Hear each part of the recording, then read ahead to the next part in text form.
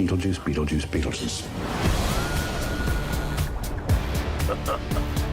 With the 2024 release of the long-awaited Beetlejuice, the franchise is officially 36 years old, and with the legacy sequel debuting at $111 million in the box office, second only to Alice in Wonderland as the biggest opening in Tim Burton's career, the franchise has been officially revived for the new millennium. But when and how did it all begin? Today on ScreenRant, let's dive into the history of everyone's favorite bio-exorcist. Screenwriters Michael McDowell and Larry Wilson worked together on the first script for Beetlejuice back in the mid-80s. Typical of McDowell's work, the original Beetlejuice was much darker than what we eventually got. The eponymous trickster demon himself was a winged nightmare who wanted to murder the Deets. The car crash that kills the Maitlands is a bloodbath, and Beetlejuice wants to sleep with, rather than marry, the teen goth Lydia. In 1986, McDowell and Wilson showed their script to then up-and-coming filmmaker Tim Burton, who directed the Alfred Hitchcock Presents episodes that both writers had previously worked on. And with the involvement of Burton, who directed the blockbuster Pee-wee's Big Adventure just a year prior, the Geffen Film Company and Warner Brothers picked up Beetlejuice without hesitation. However, there were some rewrites. Can you be scary? What do you think of this? You like it? Dr. Warren Scarron was the screenwriter who reworked the scripts for Top Gun, Beverly Hills Cop 2, Batman, and Beetlejuice. It was him who greatly shifted the film's tone from horror to comedy. And apart from toning down the titular nightmare into the bio-exorcist we know and love, Scarron also further fleshed out the bureaucratic afterlife. Several revisions later, the script was done. Larry Wilson retained creator credits for Beetlejuice, but the intensive changes meant that only Michael McDowell and Warren Scarron were credited for the final screenplay, which McDowell proudly calls a feel-good movie about death. And while the writers ironed out the details, Tim Burton and the studio initially clashed when it came to casting Beetlejuice himself. What's the weirdest reaction you've ever gotten from a studio executive? That I wanted Sammy Davis Jr. to play Beetlejuice. The Geffen Film Company didn't like Burton's first choice for Beetlejuice, who was Sammy Davis Jr. Instead, David Geffen had his eyes on then budding 35-year-old comedic actor Michael Keaton, who in the mid-1980s was only really known for being the breakout star of Night Shift and the blockbuster Mr. Mom. Keaton nearly turned down the role, while Burton was highly skeptical of the actor's involvement, but in the end, it was a match made in the afterlife. According to Tim Burton, he frequently visited Keaton at home to work on the movie's jokes. It was really fun because we were essentially creating a character. And indeed, from Beetlejuice's introductory monologue to his sinister proclamations, it's hard to tell where the script ends and Keaton's improv begins.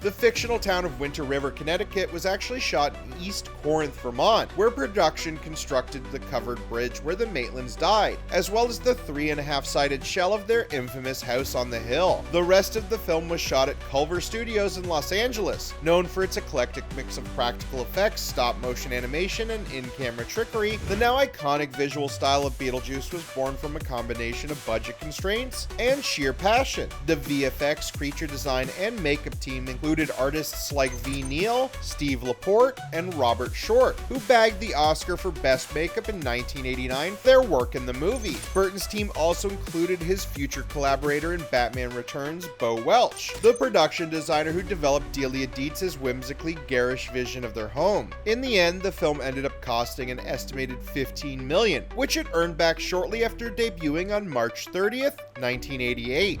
Beetlejuice. It's showtime. During its first 5 days in cinemas, Beetlejuice grossed $10.4 million, and by the end of next month, it reached $41 million in the box office. Beetlejuice eventually grossed $75 million against a $15 million budget, making it Tim Burton's most successful movie at the time. Apart from the Oscar for Best Makeup, the movie also garnered 3 Saturn Awards, and in December, 9 months after the movie premiered, Warner Brothers announced the making of a Beetlejuice cartoon for ABC TV.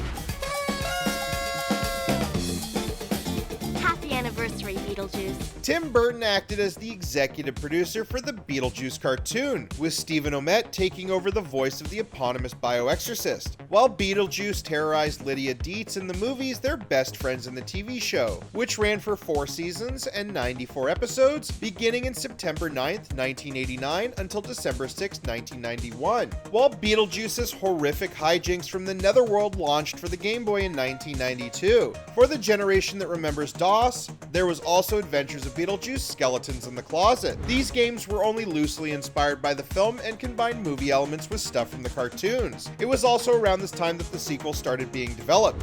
Who's Beetlejuice? Don't ever say that name.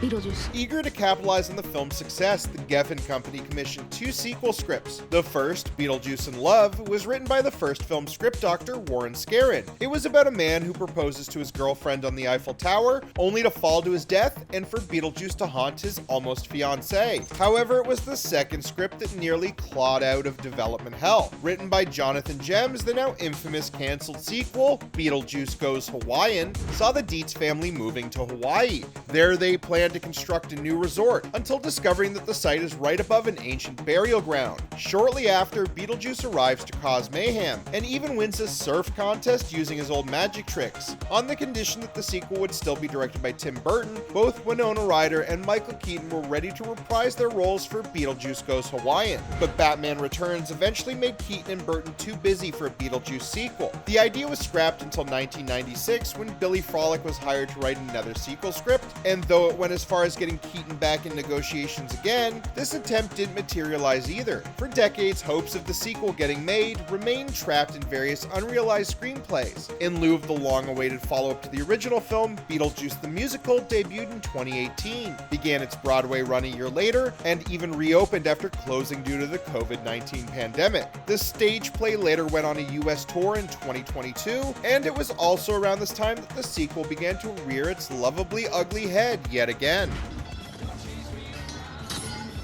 Fix it. This time, Warner Brothers worked with Brad Pitt's studio, Plan B Entertainment, to bring the sequel to fruition. While initially denying involvement, Tim Burton eventually worked with screenwriters Alfred Goh and Miles Millar to develop Beetlejuice, and with Michael Keaton, Winona Ryder, and Catherine O'Hara having signed on to reprise their roles, the Beetlejuice sequel finally climbed out of development hell after 3 full decades. Picking up where the original movie left off, Beetlejuice reunites the Dietz with the ghost with the most, while simultaneously catching audiences up on what the family has been up to during the last 30 years. Most notably, the sequel finally furnished Beetlejuice with a backstory, revealing that he's over 6 centuries old and was killed during the bubonic plague pandemic by his ex-wife Dolores, played by Monica Bellucci. After just a week in theaters, Beetlejuice has passed $162 million in the box office, against a budget of $100 million, and current projections indicate that the sequel is all set to make box office history, just like the original movie. While the long-awaited sequel has lived up to the hype, it's currently too early to tell whether or when Beetlejuice 3 will be made. In the age of legacy sequels, it wouldn't be surprising if another Beetlejuice movie gets the green light. But while studio executives are again eager to capitalize on the sequel's success, Tim Burton himself doesn't seem too keen on the idea of directing another one. For now, the future of the franchise seems to be in limbo, but with the legacy sequel being a bona fide success, a full 36 years after the original movie came out, do you think the franchise should continue to make more films? Thank you for watching Screen Rant, and stay tuned for more movie news.